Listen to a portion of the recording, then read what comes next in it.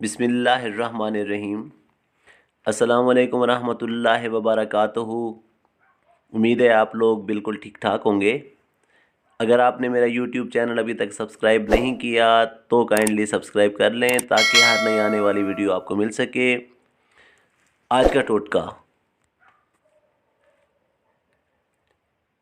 खूनी बवासीर का खून रोकने के लिए मुअस्सर और मुजर्रब तरीन टोटका। क्योंकि जब खून शुरू हो जाता है तो इंसान बहुत ही कमज़ोर हो जाता है।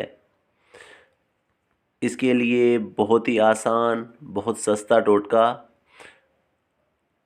इसके अज्जा आप नोट फरमा लें। इसके लिए आपको चाहिए गेरू मट्टी, जले हुए टाट की राख। बनाने का तरीका बहुत ही आसान है। आपने टाट को जलाकर उसकी राख बना लेनी है। टुकड़ा ले लें छोटा सा उसका। फिर इस राख में बराबर वज़न गेरू मिट्टी शामिल कर लें और इन दोनों अज्जा को बारीक पीस लें और कपड़े में से छान लें। अब इसके इस्तेमाल का तरीका,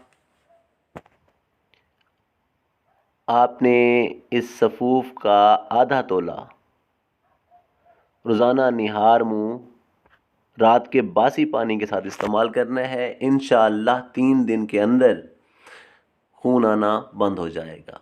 बहुत ही आजमूदा टोटका है, आजमाएं। अल्लाह आपका हामी व नासिर। फिर हाजिर होऊंगा। अल्लाह हाफिज़।